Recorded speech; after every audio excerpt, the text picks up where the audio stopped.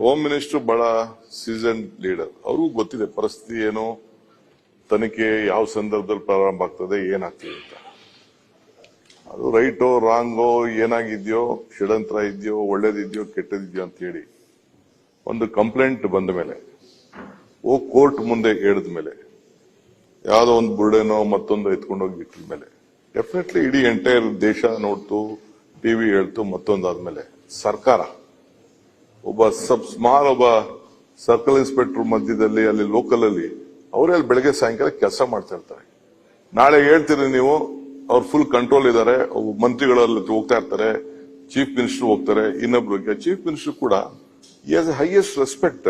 ನಮ್ಮ CLPಲಿ ಈ ವಿಚಾರ ಪ್ರಸ್ತಾವನೆ ಮಾಡಿದಾಗ, ಇದೇ ನಮ್ಮ ಗೌಡ್ರು ಶಿವಲಿಂಗೇಗೌಡರು ಮತ್ತು ನಮ್ಮ ಬೇಲೂರು ಗೋಪಾಲ ಕೃಷ್ಣ ಅಂಕಲ್ ಮಾಡಿದಾಗ, ಯಾರ್ಯಾರು ಇದಕ್ಕೆ ಹಿನ್ನೆಲೆ ಏನ್ ಸುಳ್ಳು ಹೇಳಿದ್ದಾರೆ, ಮತ್ತೊಂದು ಮಾಡಿದ್ದಾರೆ, ಇದೆಲ್ಲ ನಿರ್ದಾಕ್ಷಿಣ್ಯವಾಗಿ ಕ್ರಮ ಕೈಗೊಳ್ತೀನಿ ಅಂತ ಅಂದ್ಬಿಟ್ಟು ಈ assured the floor of the house ಎಲ್ಲರಿಗೂ ಕೂಡ ಇದ್ರ ಬಗ್ಗೆ ಯಾವ್ದಿಲ್ಲ.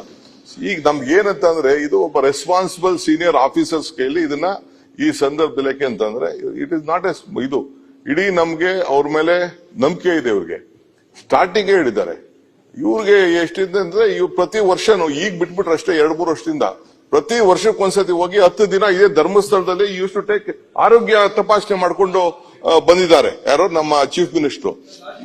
ದಟ್ ಬಿಲೀಫ್ ದಟ್ ಬಿಲೀಫ್ ಪ್ರತಿಯೊಂದರಲ್ಲೂ ನಮ್ಗೆ ರಾಜಕೀಯ.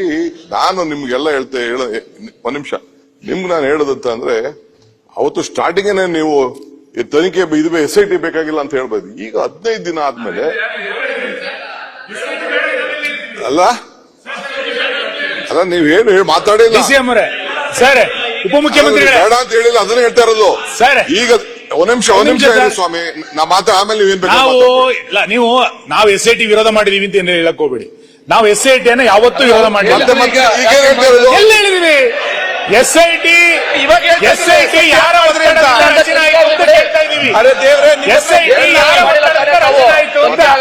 SIT ವಿರೋಧ ಮಾಡಿದೀವಿ ಅಂತ ಎಲ್ಲಿ ಹೇಳಿದೀವಿ?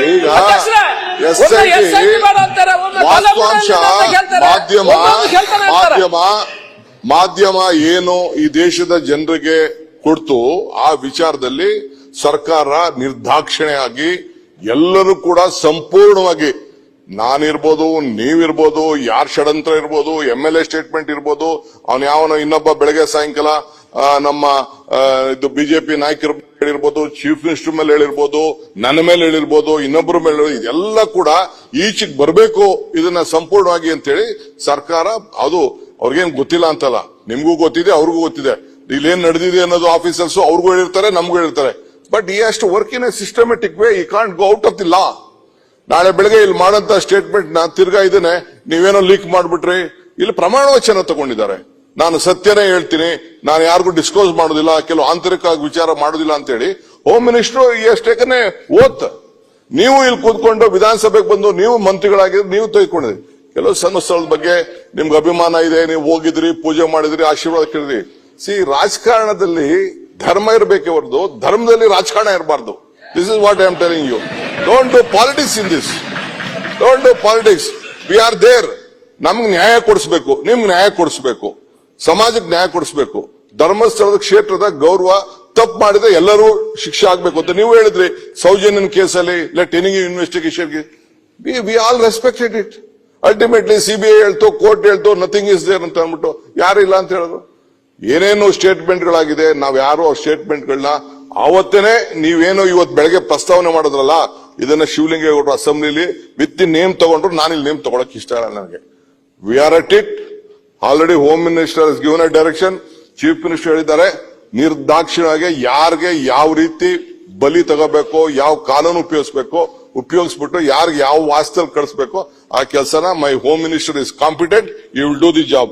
Have confidence, be patient. ಒಂದ್ 3-4 ದಿನ ಸ್ವಲ್ಪ ಸುಮ್ಮನೆ ಅಲ್ಲ ನನಗೆ